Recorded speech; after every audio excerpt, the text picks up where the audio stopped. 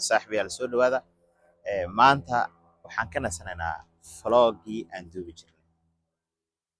Waxaan maanta idinkaga sheekayn doonaa sheekooyin xiise leh oo run ah, kuwaas oo inta badan ay ka dhacaan dalalkan Yurub iyo dadka soo galootiga inta badan ee u soo doonta halkan inay ka shaqaystaan, sidoo kale inay nabadgelyo ka helaan. Sheekooyinkan waxay noqon doonaan kuwa toddobaadle ama sidoo kale maalinle ah aan u soo gudbin doono waxyaabaha dhacdooyinka xiisaha leh. Kuwa Yurub jooga ee naga maqan waxay noogu soo diri karaan dhinaca commentida, sidoo kale dhinaca WhatsApp-ka oo saaran profile-ka ayay noogu soo diri karaan sheekadii kula yaabka badneed oo aad ka heshay. Sheekada koowaad ee aan aad kula yaabay waxay tahay, weligaa ma rumaysanayd qofka markuu joogo Afrika ama Aasiya ama meel kale uu joogo Yurub waxa uu ka rumaysan yahay inaysan joogin dad tuugsada. Waa waxyaabaha cajiibka ah ama dawarsada. Dadkaasi siyaabo kala duwan ayay noloshooda ay u saamaysaa in nolosha ay ka dhacaan, ay noqdaan derbi jiifyo, kuwo kalena ay noqdaan in guud ahaanba ay ka baxaan xindaabkii nolosha iyo qofka loogu talagalay. Waxyaabaha la yaabka leh ee aan arkay waxaa ka mid ah dad Soomaaliyeed oo halkan u yimid inay ku noolaadaan, oo waalidiintooda laga yaabo inay qarashaad badan ay soo bixiyeen, oo la leeyahay wiilkeena ama gabadheena ayaa halkaa maqan, in qaarkood intooda badan ay nolosha ka dhaceen. Waxaa uba badnaadaanee wiilasha. Waxyaabaha la yaabka leh waxaad ku arkaysaa goobaha central stationada inta badan dadka ay u badan yihiin. Waxaad ku arkaysaa iyagoo socda, qaarkood ay nolosha ka dhacay, qaarkoodna haddaad aragtid aan eegi karin, oo intay soo qaataan koobka yar ee take away-ga lagu shubto ama gasacyada kale ee wax lagu cabo inay soo qaataan, ay dhahaan €1 50 senti iyo waxa la mid ah inay ku tuugsadaan. Waxyaabaha keena in markaan weydiiyey oo dadka halkan iga soo horreeyay aan weydiiyey ayaa waxay sheegeen in dadka badanaa ay ku qasabto 1 dulqaad la'aan, 2 inuu qofku ku qanci waayo process-ka ama shaqada loo hayo inuu ku qanci waayo oo uu door bido inuu dibadda u baxo si uu u shaqaysto. Laakiin waxaa xaqiiq ah in iyadoo shaqadii lagu wado aanad ka bixi karin meesha lagu dejiyey iyo meesha lagu asteeyey iyo shuruucda kala duwan ee lagu dejiyey qofka soo galootiga loogu talagalay. Taas ayaa keenaysa in aad isku khilaaftaan inaad ku noolaato Yurub oo adigana aad ka hesho waxbarasho.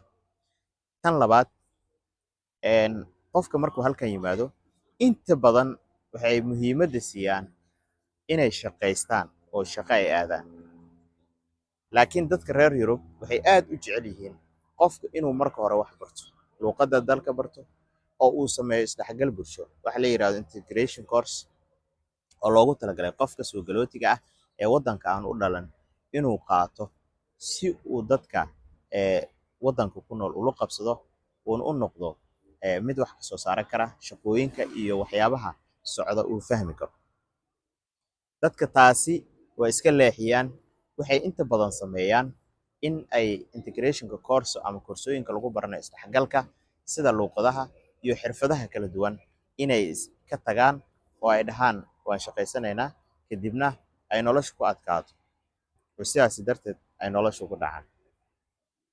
3, dhibaatooyinka inta badan waxaa u sababa dadka la siiyo reject ama diidmada la siiyo.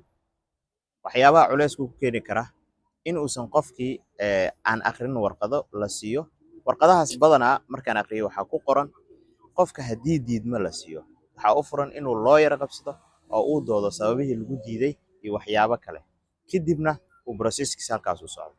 Laakiin waxay sameeyaan in ay ku qanci waayaan haddii diidmo la siiyo inay u baxaan dal kale, dalkii kalena markuu tago muddo waqti badan sanad ama iyo xoogaha la jiro ama 2 sano markuu joogo dalkaasi uu dib ugu soo celiyo dalkii uu horay ugu tagay. Taasi oo sababaysa in qofka dhowr sano uu halkan joogo oo uu ku noolaado uuna heli waayo sharci iyo in noloshii iyo meeshan inuu la qabsan waayo isagoo ku jira xaalad hubanti la'aan ah oo sababaysa inuu nolosha ka dhaco uu noqdo derbi jiif. Taas ayaa sabab u ah.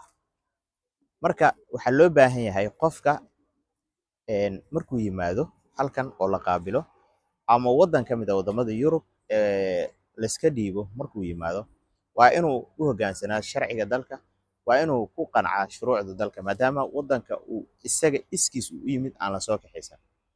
Waa inuu waxbarashada integration course-da ama koorsooyinka loogu talagalay isdhexgalka bulshada in uu ku biiro oo uu barto luqadda dalka, sidoo kale inuu samaysto xirfad uu ku shaqaysan karo. Haddii diidmo la siiyo, waa inuu qareen qabsadaa oo uu ku doodaa waxyaabaha diidmada loo siiyey. Sababaha diidmada lagu siiyey waxay tahay waa wareysiga lagula yeelanayo ama interview waxa loo yaqaano afka qalaad lagu yiraahdo. Wareysigaasi waxa uu ku saabsan yahay qoraalka marka hore lagu siinayo waxay tahay waxaa ku qoran haddii aan ku qanci weyno wareysiga aan kaa qaadnay aan u aragno inuu been yahay ama aan u aragno inuusan ahayn wax jira ama xaqiiqi uusan ahayn, waxaan ku siin doonaa reject ama diidmaan ku siin doonaa. Haddii aad dood ka qabto, waxaad qabsan kartaa qareen oo waxaad ku doodi kartaa inay wixii sax yihiin ayaad sheegaysaa. Kadibna waxaan ku ogolnahay inaan ku ogolaano oo waddanka aad joogtid aad ku xoj ku noqotid. Saaxiibayaal, sheekooyin kale toddobaadka kale ayaan u dhigan doonaa iyo waxyaabaha kale ayaan idiin soo gudbin doonaa haddii Ilaahay idmo.